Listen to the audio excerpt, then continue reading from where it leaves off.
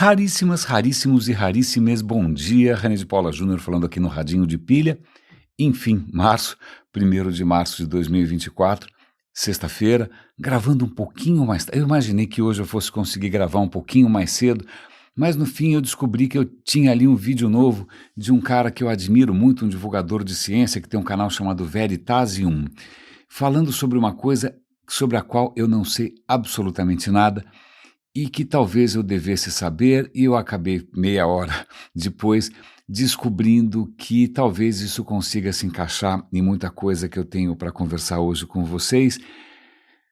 Bom dia, sexta-feira costuma ser um dia em que a gente tem um pouquinho mais de, respiro para olhar para trás, para pensar nas coisas que a gente veio falando. Essa foi uma semana, eu talvez tenha abusado um pouco da boa vontade de vocês, né, ou da generosidade, porque foi um fim de semana que eu estava ponderando sobre não só aquilo que parece impossível, mas sobre aquilo que é realmente possível se a gente levar em conta quem a gente realmente é, do que as pessoas são capazes, porque acho que a minha tese, pelo menos para mim, é que muito do que a gente acreditava e muitas das coisas nas quais ideologias e filosofias e seja lá o que foi, crenças se pautaram durante muito tempo, talvez elas mereçam uma revisão, porque acho que pela primeira vez na história, né, a gente tem acesso ao comportamento e aquilo que move e às ações de muita gente ao mesmo tempo, que antes era absolutamente invisível. Né? Então, sei lá, se os direitos humanos foram escritos por um bando de homem branco em algum lugar, né, na Europa, sem saber, sem consultar China, Ásia, Oriente Médio, etc. e tal, hoje o que a gente tem são bilhões de pessoas com seus celulares. Ok, elas estão usando plataformas que de alguma maneira condicionam essa história toda, sim, né, ainda existe, querendo ou não, aliás eu detesto essa expressão, não sei porque eu acabei de usar, é uma expressão que parece bastante autoritária, né, mas o que a gente tem que admitir é que sim, existem condicionantes macro, mas puxa vida, é a primeira vez que a gente vê o que as pessoas não só estão escolhendo, mas elas mesmas estão produzindo, e eu acho que isso é relativamente novo.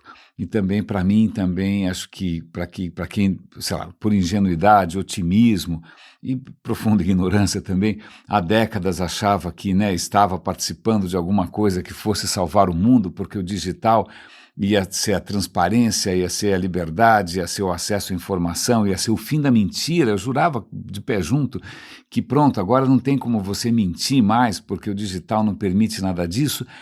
Pois bem, 20 anos depois eu tenho que dar a mão à palmatória, morder a língua e demais metáforas do arrependimento, né, e de mea-culpa, e percebo que estamos diante de um desafio que eu acho que merece a gente repensar fundamentos, caso a gente queira, embora isso seja completamente estranho. Ontem eu tive o privilégio de trocar algumas mensagens com uma figura que foi importantíssima nos últimos anos para mim, que também influenciou muito do que a gente ouviu aqui no Radinho. O Michael Garfield, ele era a voz do Instituto Santa Fé nas redes sociais. O Instituto Santa Fé ele é uma instituição no Novo México, nos Estados Unidos, voltada para o estudo da complexidade, e o Michael Garfield trazia isso com maestria para o mundo online, em podcasts, em entrevistas. O cara era brilhante, é uma mente simplesmente privilegiadíssima, admirável, né? Acho que eu nunca me senti tão provocado intelectualmente quanto nessas conversas que o Michael Garfield fez com gente maravilhosa, o David Krakauer, o Jeffrey West, tanta gente bacana, e ele conseguiu ali. Bom, eu mal tinha condição de acompanhar, eu estava ali deixando cair prato o tempo todo, era bastante nítida a minha sensação de, puxa, eu não sei se eu estou dando conta dessa conversa. Pois bem, eu estou levantando essa questão porque em algum momento no ano passado ele foi desligado. Eu não entendi nada, né? O Instituto Santa Fé praticamente desapareceu das redes, começou a publicar umas coisas bastante anódinas, sem graça, né? Umas palestras, uma coisa meio morta, e agora eles começaram com um novo canal, que eu já usei aqui como referência nessa semana, né? Falando sobre a diversidade da vida, etc. e tal, mas é um canal Como hei de dizer, brocha, é um canal sem brilho, é um canal que mal merece o nome que tem, que é complexidade. Então eu troquei umas figurinhas com o Michael Garfield e falei, cara, eu fui ouvir um episódio novo e como eu sentia a sua falta, né? Eu quase me condenei a um coma precoce, porque o negócio é muito chato, que falta você faz. Eu acabei publicando, dando uma cutucada, nem sei se os caras do Santa Fé estão prestando atenção no Twitter, mas eu falei, gente, na boa, vamos lá, o que aconteceu? Né, mereçam esse nome, complexidade é um nome tão bonito, né, mereçam, por favor, esse epíteto, né, porque talvez o que tenha acontecido também nos últimos anos seja um desgaste, um cansaço de quem resolveu dar a cara para bater em prol de uma certa visão ou de uma certa mentalidade.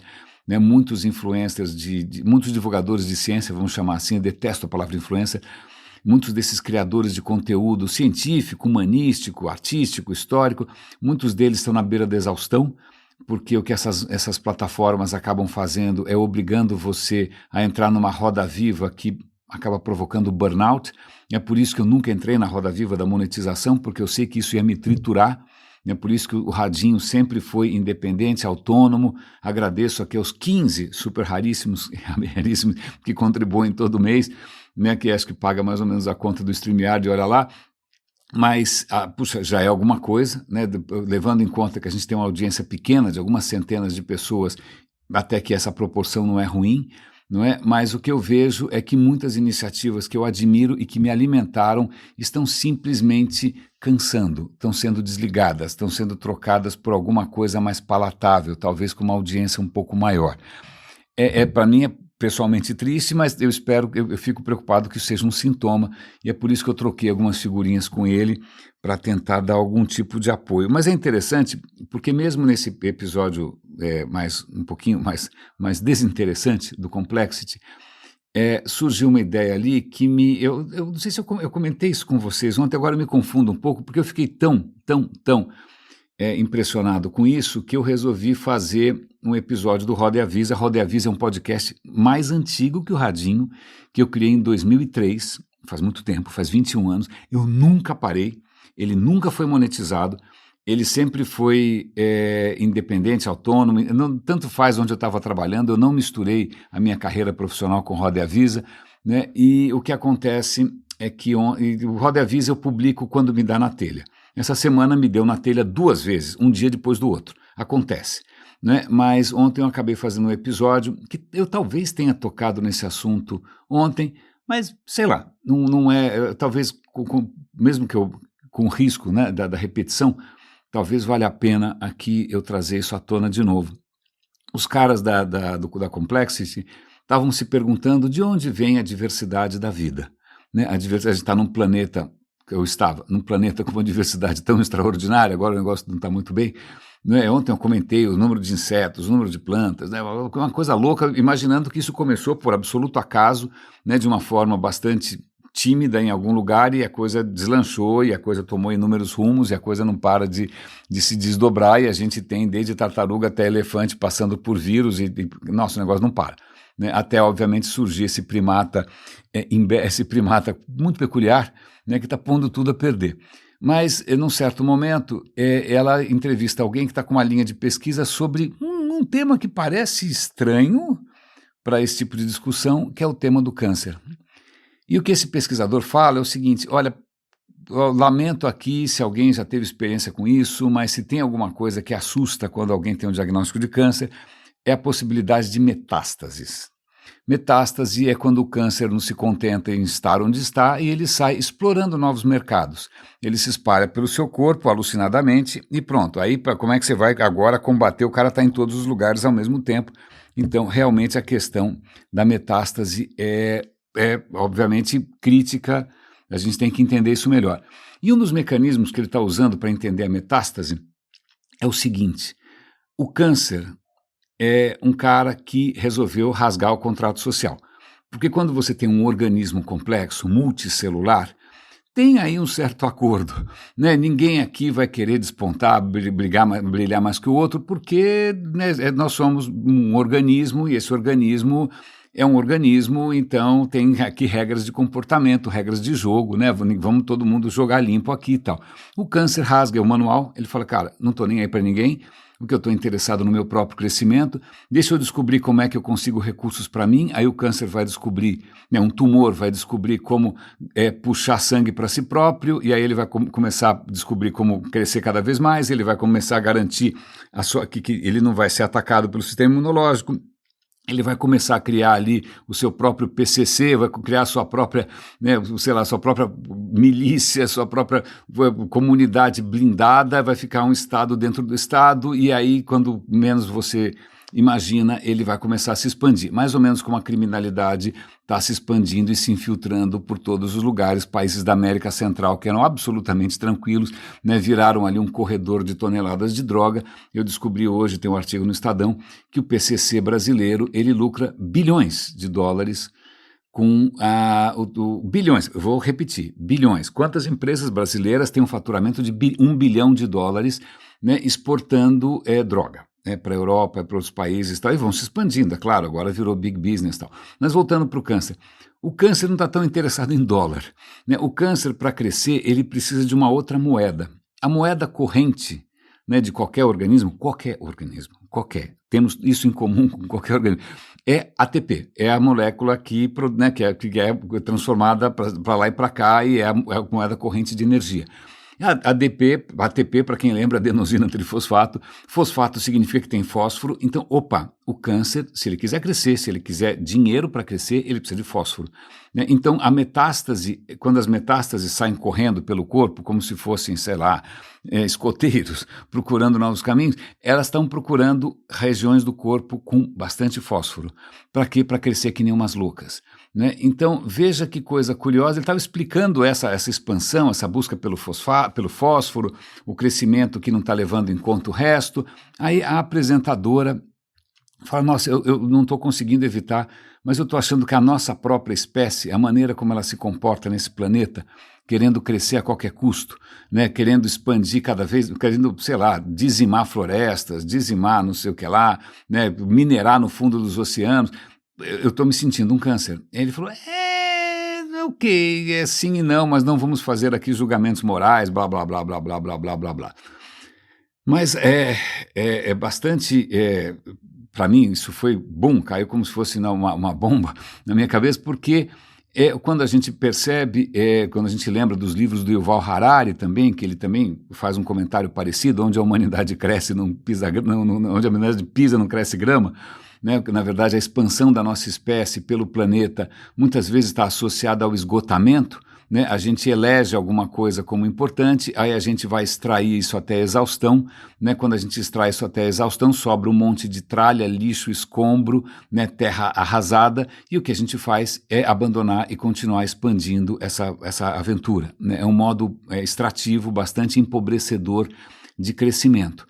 E aí, tanto que eu faço aqui também, né, tentando expandir um pouco essa mensagem, quando é que a gente vai repensar o que é crescimento? Crescimento é o crescimento de faturamento, é o crescimento do lucro, é o crescimento do market share, podia ser crescimento de outras coisas, porque esse tipo de crescimento, primeiro que ele tem um efeito, tem limite, né? Não dá para crescer indefinidamente, o planeta já está com a língua de fora. E, em segundo lugar, ele empobrece a vida. Né? Ele pode favorecer a Faria Lima, ele pode favorecer o Mark Zuckerberg, o Elon Musk, que é um completo playboy limítrofe, né? Mas isso, em termos gerais, se a gente abrir um pouco, né, sair um pouco do Excel e olhar em volta, isso está provocando um empobrecimento maior da vida. Agora eu vou fazer um pequeno comentário aqui também, acho que isso veio de uma conversa com a minha mulher de manhã, os nossos cafés da manhã, os nossos almoços também são sempre palco de bons papos.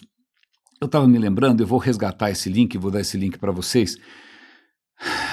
Eu comentei, acho que semana passada, retrasada, que quando a Guerra Fria, né, a Guerra Fria quer dizer aquela disputa, aquela polarização entre o comunismo, né, e o capitalismo estava, né, dividindo o mundo no meio, e a juventude, uma boa parte da juventude estava, sei lá, indo atrás do Mao Tse Tung, do Stalin, ou seja, o que for. Aliás, vou fazer um pequeno parênteses aqui, eu comecei a receber uma tremenda ironia do destino, anúncios no Twitter do Brasil Paralelo oferecendo um curso sobre a história do comunismo. O material de divulgação é lindo, tem uns pôsteres do Stalin, uns pôsteres do Mao Tse-tung, uns pôsteres do Fidel Castro, como se isso fosse uma glória, né? Como se isso fosse realmente um épico das ideias mais importantes. Aí o que eu peguei e fiz? Eu fui lá para o ChatGPT, você pode escolher o seu robô de predileção, você pode escolher o Bard, não é Bard, é Gemini agora, você pode escolher o Copilot, não é? E pergunte o seguinte, Stalin foi responsável por quantas mortes? Prepare-se, né? Esse que está sendo alardeado num curso de história como algum tipo de herói ou inspiração, ele foi responsável por talvez 60 milhões de mortes, né? Sobretudo, vale lembrar que não só é um regime de perseguição, de assassinato, etc. e tal, mas ele foi responsável pelo Holodomor, vamos falar então de Ucrânia, né? O Stalin, por N razões, resolveu se vingar da Ucrânia e fazer a Ucrânia passar fome deliberadamente, então milhões de pessoas na Ucrânia morreram de fome, porque o Stalin confiscou a produção agrícola. A Ucrânia sempre foi muito fértil, sempre foi um celeiro, né? E o Stalin falou, não, estamos no esforço de guerra, vocês não vão comer nada. Milhões morreram na Ucrânia, se pode chamar isso de genocídio, talvez, não sei, né? Por um ato deliberado do Stalin que tem ali algumas dezenas de milhões de mortes. Eu até acho que eu vou tentar localizar aqui a pergunta que eu fiz, e aí eu não vou aqui exagerar os números, vamos ver se aparece aqui qual foi o número. Pronto, encontrei, está aqui. Ah, não foram 60, perdão, foram 20 milhões de pessoas, puxa vida. Então Stalin teria sido responsável por 20 milhões de pessoas, incluindo vítimas de fome, execuções, perseguições políticas e outras atrocidades. O Holodomor matou aproximadamente 3 milhões de ucranianos. Se a gente quiser falar do Mao Tse-tung, aí o número é um pouquinho mais barra pesada, aí sim, Mao Tse-tung com suas políticas completamente tapafúrdias, baseadas em ciência falsa, ali ciência falsa que veio da União Soviética também, esse sim. O Mao Tse-tung, com seu livrinho vermelho, né, talvez tenha sido responsável por alguma coisa entre 50 e 80 milhões de mortes. Isso deixa Hitler, que é outro monstro, no chinelo. Agora, quanto a Fidel Castro também, vale lembrar que ele foi responsável diretamente por pelo menos 8 mil mortes, fuzilamentos, desaparecidos e prisões durante seus 49 anos no poder. Agora, como é que alguém vai julgar isso alguma coisa digna de ser louvada, celebrada, imitada? São outros 500. Mas eu já estou quase me perdendo aqui. Onde é que a gente estava mesmo? Pois bem, na Guerra Fria, a juventude estava seduzida por algumas dessas ideias, claro, e aí todo mundo começa uma operação de propaganda e contra-propaganda. Então, a União Soviética fazendo propaganda, os Estados Unidos fazendo propaganda e contra-propaganda também, e usaram a CIA, né, a CIA Central como é que se chama? De Inteligência Americana. Ela resolveu uma estratégia interessante para seduzir a juventude, que foi enaltecer alguns artistas que tinham uma liberdade extraordinária, porque essa liberdade só existia no Ocidente. Se você quiser ser um artista, um criador, um criativo, né, na União Soviética você não vai conseguir. Então vamos enaltecer os verdadeiros artistas. A gente comentou aqui do surgimento desse culto aos outsiders. Veja só, a CIA patrocinando um livro sobre outsiders, que foi por conta disso um tremendo sucesso. Você fica achando que ser outsider, você ser um marginal, mais ou menos como Hélio Oiticica, que dizia seja um marginal, seja herói, você está indo contra o sistema? Não, na verdade você está ajudando o sistema, porque essa é uma maneira de fazer com que o jovem não vá justamente para o outro lado, né? Então, nesse culto de alguns autores, um autor foi especialmente eleito, né, como, olha aqui, vocês têm que ler George Orwell, que escreveu 1984. Bom, pelo menos é um autor extraordinário. Eu adoro George Orwell, eu adoro o nome dele verdadeiro, Eric Blair. Eu já li várias coisas dele. Sempre quando eu estou precisando, de repente, botar minha cabeça no lugar, eu vou ler qualquer coisa das memórias, dos ensaios dele. O cara é genial. Em 1984 é um livro extraordinário, mas quando ele lança esse livro, um outro autor de bastante sucesso, com um perfil completamente diferente, porque o George Orwell era um cara normal, um cara durango, né, um cara de classe baixa, na Inglaterra, e o Aldous Huxley era um cara estupidamente bem nascido, né? Mas o Aldous Huxley tinha escrito Admirável Mundo Novo, né? Admirável Mundo Novo, vocês já devem ter, leiam por favor também, leiam os dois sempre, né? Admirável Mundo Novo é um outro tipo de ficção, é um outro tipo de visão de futuro.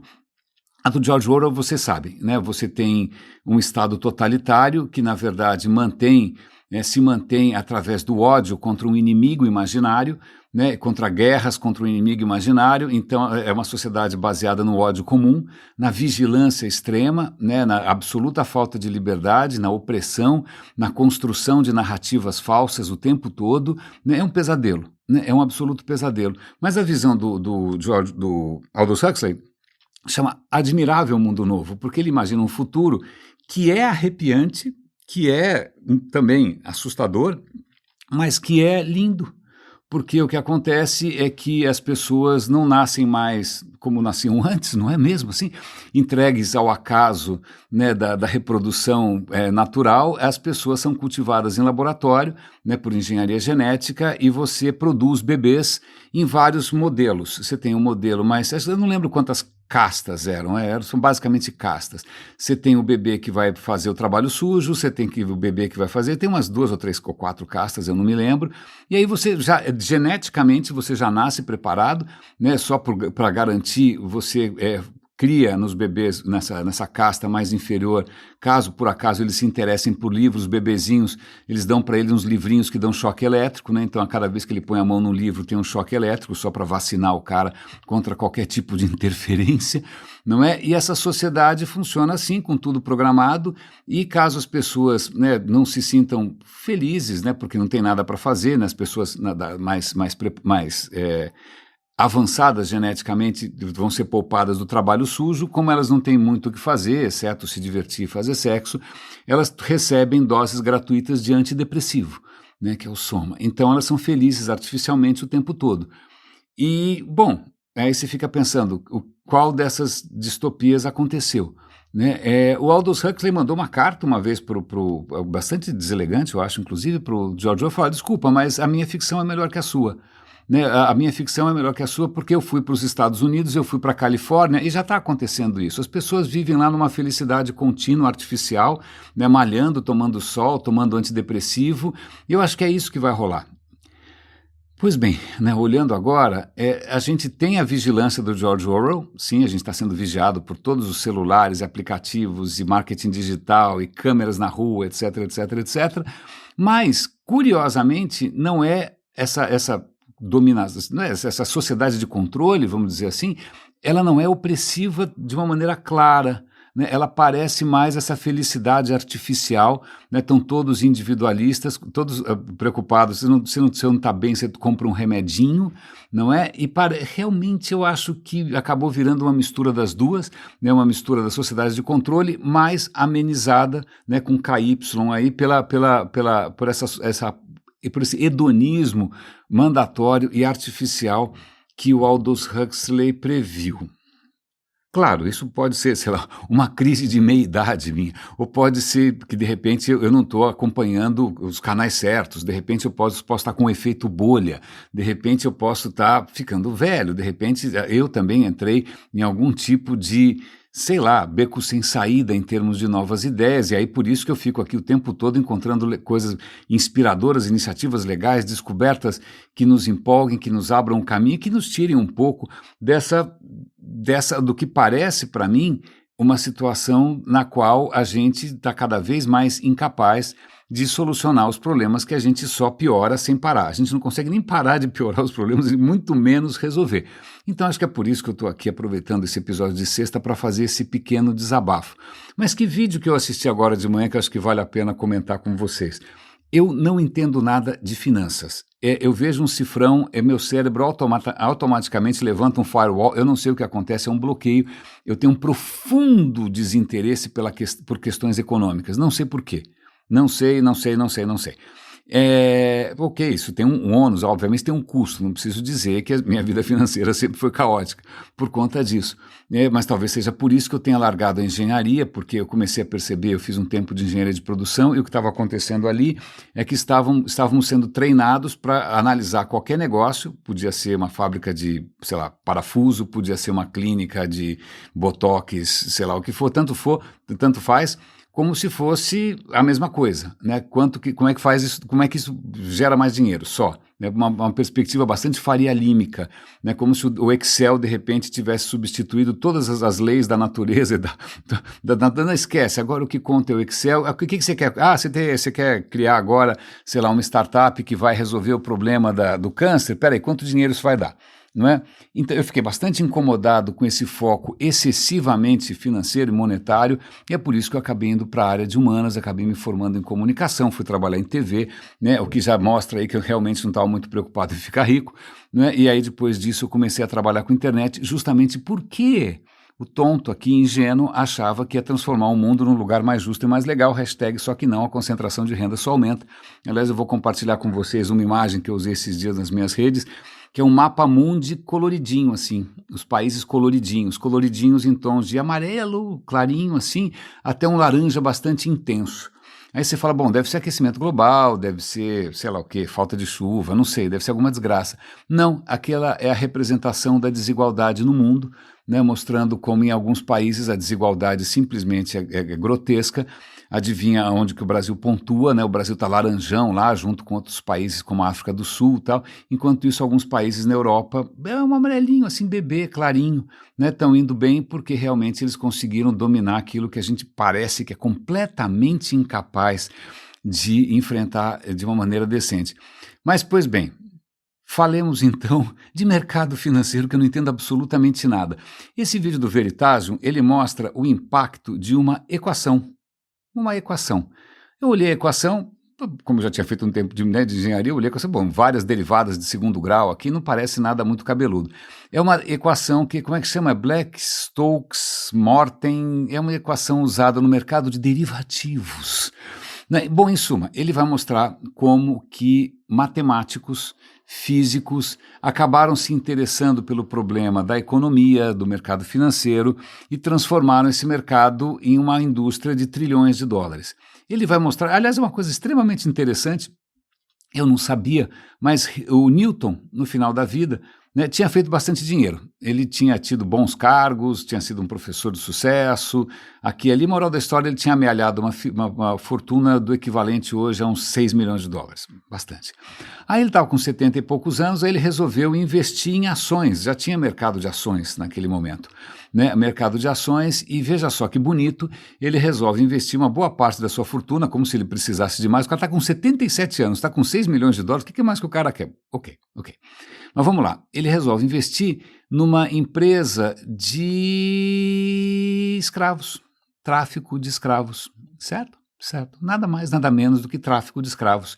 Ele resolve investir, esse negócio está bombando na época do Newton, veja só que bonito, fazendo dinheiro, especulação financeira em cima do tráfico de escravos, né? Escravizados, né? Usando a palavra mais atual. Né? Pois bem, tráfico de humanos, e o cara, bom, é o que acontece, as ações começam a subir, ele começa a fazer dinheiro, aí por razões históricas, sociais, meteorológicas, tal, esse mercado começa a ficar um pouco mais complicado, aí o preço entra em estagnação, ele continua, ele não vende, ele devia estar percebendo alguma coisa, não vende, aí o preço começa a cair, ele também não vende, quando ele finalmente vai tomar alguma decisão sensata, ele já tinha perdido 1/3 da sua fortuna. Não que fizesse diferença, mas tudo bem. Perdeu 1/3 e alguém perguntou para ele, ô meu caro, você é tão inteligente, como é que você perdeu dinheiro assim? Ele falou, olha, as minhas equações descrevem o movimento dos astros no universo, mas elas não descrevem a loucura das pessoas. Muito interessante. A gente vai falar daqui a pouquinho sobre o poder das equações também, acho que tem uma história que é legal, para a gente sair um pouco dessa confusão aqui. Mas, pois bem, então Newton, mesmo com sua profunda inteligência, etc. e tal, dançou. Porque não existia naquele momento uma abordagem matemática decente para uma coisa tão aparentemente impalpável, tão insana quanto homens brancos gritando e negociando, sei lá o quê, papel. Não é? E aí o que acontece? É uma longa história, vai ter Bachelier, vai Poincaré, vai ter Fourier, vai quase chegar no Einstein essa história, aí matemáticos começam a se debruçar, eles começam a tentar entender isso do ponto de vista matemático, vão tentar entender isso do ponto de vista probabilístico, vão começar a tentar fazer equações e vão tentar começar a criar critérios para diminuição de risco para você saber quanto que vale a pena você comprar por uma stock option ou não, né? E aí tem algumas previsões que você faz. Olha, então vamos levar em conta que o mercado é completamente aleatório, todo mundo é louco. Nesse sentido, quanto vale uma stock option? Quanto que você deveria estar pagando para não perder dinheiro?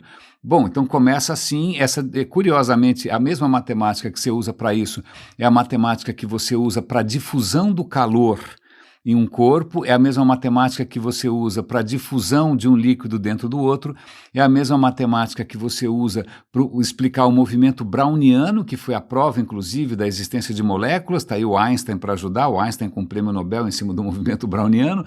Não é? É a mesma matemática, mas é uma matemática profundamente ligada ao acaso, a probabilidades, a distribuições normais, tal. Legal, a vida vai avançando, você começa a ter um pouquinho mais de ferramentas para trabalhar nesse setor. Eu vou pular porque eu já começo a perder, mas ele cita ali, acho que o caso de sucesso mais recente, acho que muitos aqui já devem ter ouvido falar, que é um fundo chamado Fundo Medallion.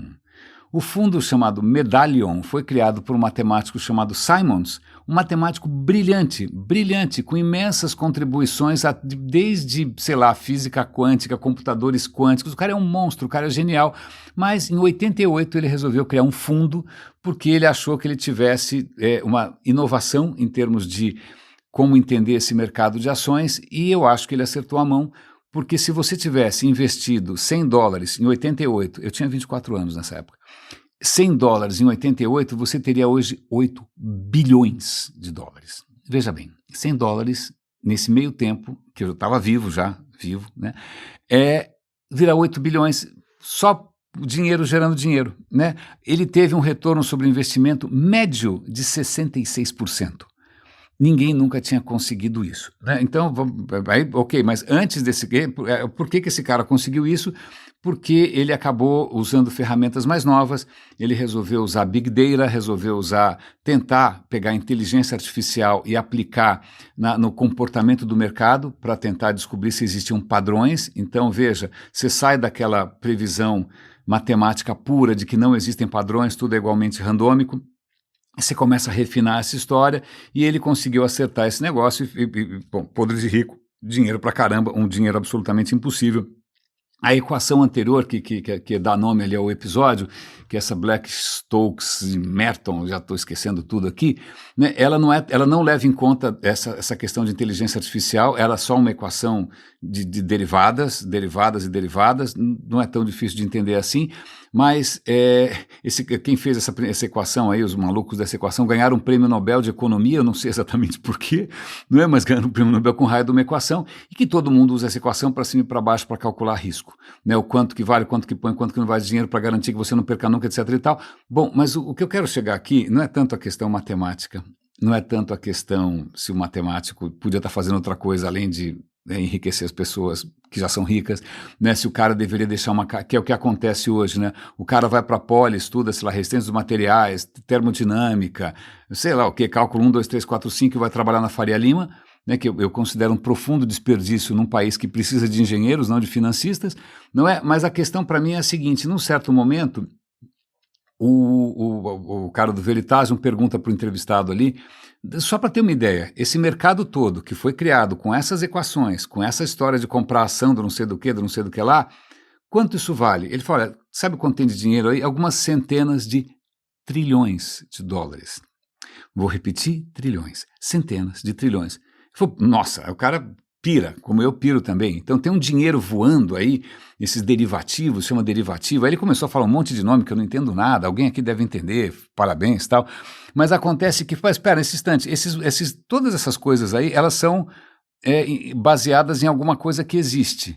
Ah, sim, são, sei lá, seguros, alguma coisa, uma empresa e tal. Mas espera, qual é a relação desse valor que está voando aí, né, nos sistemas financeiros, com o valor real das coisas? Ele falou centenas de vezes maior. Então, veja, espera, como é que existe um dinheiro voando em cima de um valor que é menor? Que dinheiro é esse que é um dinheiro completamente vaporoso, inventado, né? Como é que a gente consegue inventar valor em cima do que não tem? Aí o cara dá risada, e aí ele pergunta, isso é bom, isso é ruim ou isso é neutro? Aí ele falou os três ao mesmo tempo, né? Porque quando tudo vai indo bem, tá legal, isso é dinheiro, é liquidez, é inovação, etc. Mas se as coisas desandam e tomam algum rumo para lá e para cá, isso obviamente pode fazer com que as coisas capotem, haja vista 2008, né, que o sistema financeiro inteiro entrou em parafuso, né, a gente nem sei se a gente se recuperou ainda, simplesmente porque toda essa pirotecnia, né, essa coisa insana, esse circo de Soleil de coisas completamente imaginárias, perdeu o pé. Né? E a gente começa a ver que a gente estava lidando com fumaça, com coisas que não existem, coisas que não têm respaldo, né? E vidas de pessoas vão para o lixo. Então, é curioso, porque isso me faz lembrar, obviamente, do Yuval Harari, que ele sempre insiste nisso. Ele falou, olha, dinheiro é uma narrativa, ele tem valor enquanto você acredita nessa narrativa. Se você perde, né, a fé, a crença nessa narrativa, ele na verdade não vale nada, porque é uma coisa absolutamente imaginária. Imagina se ele assistir esse vídeo e perceber essa outra escala, né, esses outros níveis de fantasia, que são esses mercados do mercado derivativos, porque eles derivam de alguma coisa que existe. E aí a gente percebe que, meu Deus do céu, o que a gente está fazendo, que isso é riqueza, que riqueza é essa, quando é que a gente vai conseguir, se é que vai conseguir, talvez não consiga nunca, talvez a gente tenha limites, talvez a gente seja, sei lá, muito mais sensível a questões um pouco mais hedonistas, talvez essa armadilha do individualismo seja inescapável, né? Talvez a plataforma que deveria propiciar algum tipo de, sei lá, consciência maior ou de colaboração maior, tal, ela tem um efeito absolutamente contrário. E aí é muito interessante, porque eu estava procurando, né, coisas que eu tinha lido para eventualmente comentar com a gente, e eu estava vendo ali uma entrevista com uma pesquisadora, uma cientista, sobre um tema que é interessante. Até que ponto a gente consegue hoje, com os avanços da ciência, da genética, de tudo, né, da história, a gente consegue traçar melhor a história da evolução da nossa espécie. Porque é uma história cheia de incógnitas, de buracos, a gente não sabe muito bem, tem ali ramos, né, da nossa espécie que sumiram, sem deixar vestígio, deixaram pouco vestígio, né, deixaram um traço, tipo os Denisovans deixaram um pouco do DNA deles nas populações da Ásia, os Neandertal deixaram um pouco do DNA deles no DNA, sobretudo de pessoas de origem europeia. Então tem traços de alternativas que surgiram, mas que desapareceram, algumas desapareceram sem ter nenhuma influência, a gente não sabe muito bem por quê, qual foi o fator. A gente consegue devagarinho e com hipóteses, com computação pesada, com novas pesquisas, a gente consegue mais ou menos agora ter algumas linhas, né? Mas uma coisa que ela deixa claro, que eles mencionam, e aí vem uma questão que acho que, sei lá, sempre é bom a gente levar em conta, que é a curiosidade. Eles estão comentando que, olha, notoriamente a gente está percebendo aqui um efeito Ali, A-L-L-E-E, o efeito Ali, que blá, blá, blá, blá, blá, porque parece que uma das coisas que foi chave para a nossa espécie prosperar mais que as outras, né, mesmo que às custas das outras, provavelmente, foi a nossa capacidade de colaboração. Foi a nossa capacidade de colaborar com o que é mais diverso. A gente vê vestígios de colaboração e mesmo de casamento, de reprodução, entre grupos era uma coisa mais fechada, de uma hora para outra isso está mais aberto.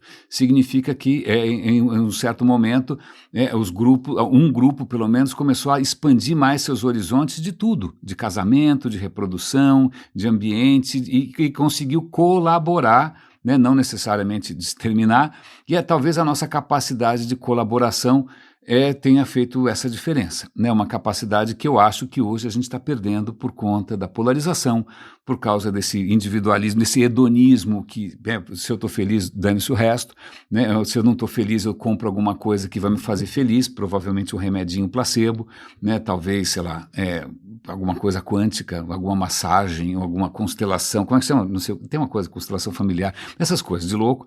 E aí, pois bem, eu fui procurar o que era o efeito Ali. Então eu perguntei para o ChatGPT, falei, ChatGPT, o que é o efeito Ali? Ali é o nome de um pesquisador que era um ecólogo, que ele começou a perceber que,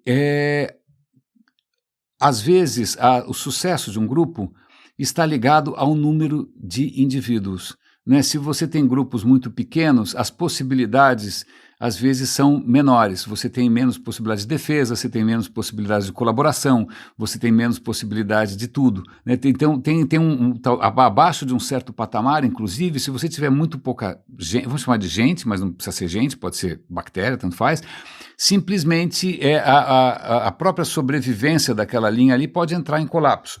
A partir de um certo número, outras coisas podem acontecer, né? Alguns efeitos, ele não menciona isso, mas estou falando de alguns efeitos de escala, e de repente você tem mais diversidade, você tem mais gente para colaborar, então de repente um grupo 2 vezes maior, ele não é que ele tem uma chance 2 vezes maior, mas ele pode ter uma chance até maior do que 2. Né, tem um efeito de escala ali. Eu acho que é isso que eles estão reconhecendo, né, que a humanidade, ou pelo menos o Homo sapiens, que eu acho que de sapiens não tem nada, é ficção isso, a gente inventou essa narrativa, não é? A gente conseguiu talvez inovar nesse sentido.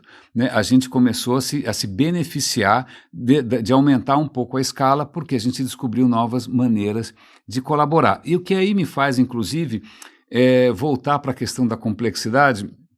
Um dos papers mais importantes da complexidade se chama, é quase que fundador, se chama More is Different, mais é diferente.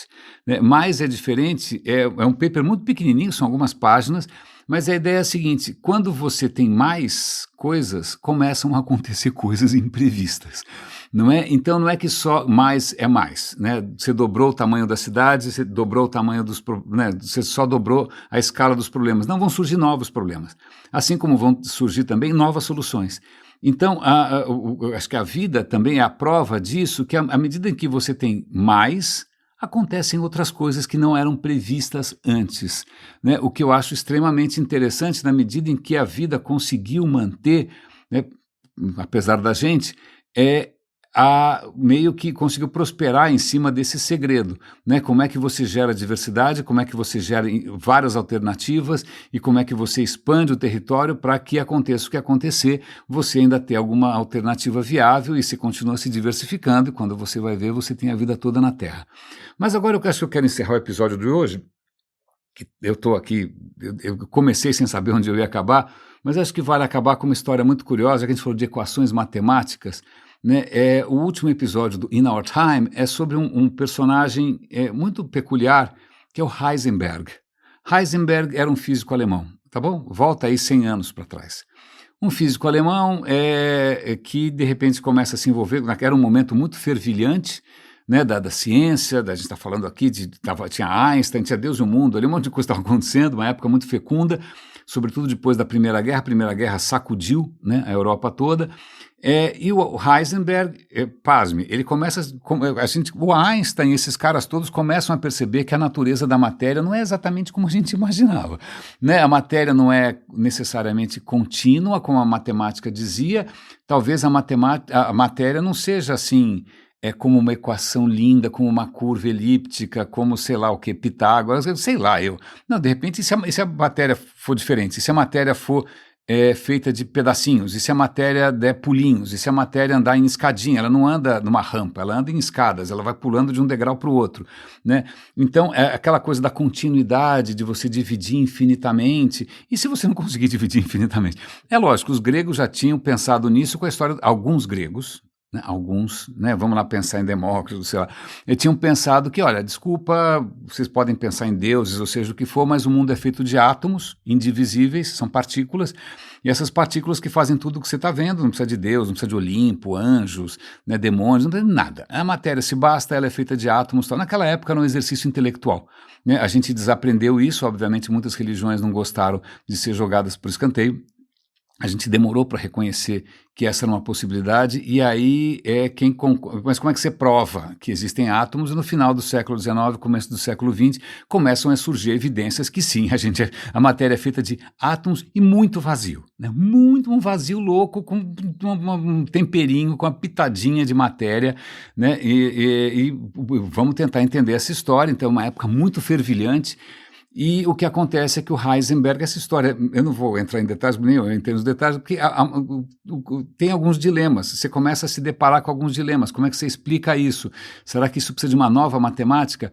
E o Heisenberg, ele está tendo um problema de saúde, ele tem alergia a pólen, seja o que for, falou, cara, eu preciso melhorar, estou em crise, eu vou para uma ilha, ele foi para uma ilha na Alemanha chamada Helgoland, que é o nome, inclusive, de um livro sensacional do Carlo Rovelli, um outro físico, divulgador de ciência.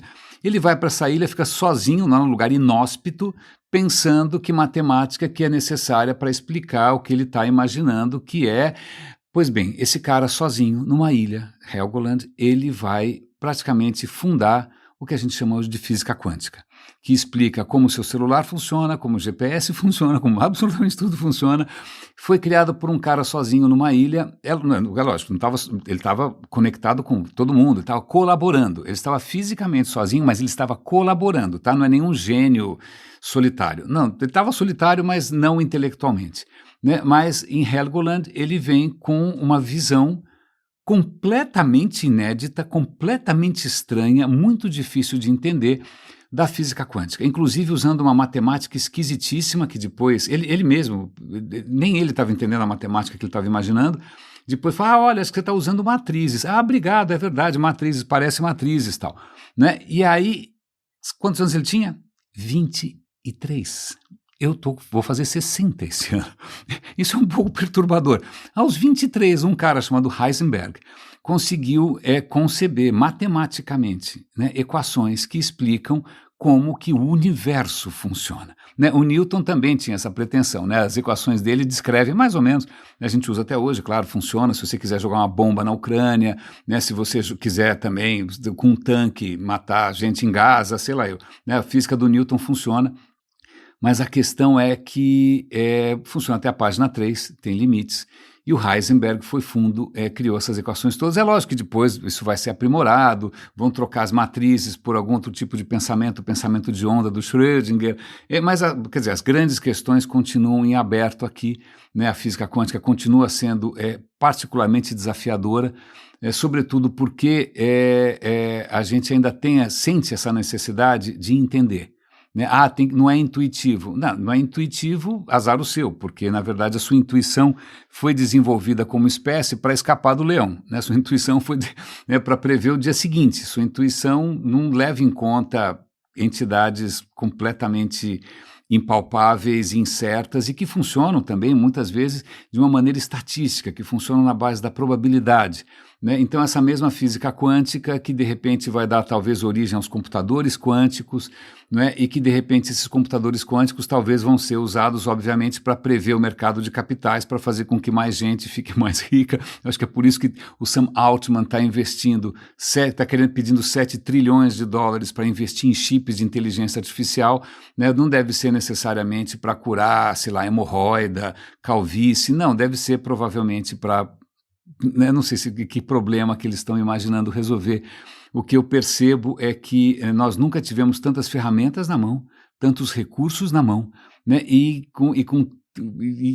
sai tão pouco, né? Parece que a gente está girando em falso, e acho que até comentei isso com o Michael Garfield. Eu falei, olha, eu tenho uma conclusão que é o seguinte, talvez durante a evolução inteira da espécie, a gente tenha evoluído para pensar que o tempo é cíclico, que o tempo é circular, né, que o tempo que o tempo se repete, um dia após o outro, uma semana após a outra, e o que é mais importante é quem é que ganhou a Copa do Mundo dessa Copa, porque depois tem a próxima, e quem foi que ganhou a Libertadores esse ano, e quem foi que... é cíclico, não sai do lugar. Né? Então, talvez essa nossa incapacidade de sair do lugar, para ver que é isso, a gente evoluiu num mundo que era ilusória, parecia cíclico, já não é mais cíclico, o mundo já não está mais repetindo ciclos, né? O mundo está notoriamente em uma linha bastante imprevisível, né, do que vai acontecer, e as coisas estão saindo fora do nosso controle, mas felizmente algumas pessoas, raríssimas, né, preferem imaginar que não estamos condenados à repetição, que a repetição do mesmo não é felicidade, né, que vale a pena a gente se aventurar, que vale a pena a gente explorar, que vale a pena a gente ter novos sonhos, que vale a pena a gente abrir nossos olhos, né, que vale a pena a gente, inclusive, não só se descobrir novos futuros, mas, inclusive, criar novos futuros que não incidam nos erros que a gente insiste sistemática e alegremente em repetir o tempo todo. Raríssimas, raríssimos e raríssimas. De novo, espero que essa semana a qualidade da gravação aqui tenha melhorado. Eu estou aqui olhando em volta. Tem uma questão que vocês não percebem aqui, mas eu estou gravando isso a 28 graus e meio. Todo esse isolamento aqui tem um custo térmico, não é? Mas cuidem-se, por favor. Bom fim de semana, um grande abraço e até segunda-feira.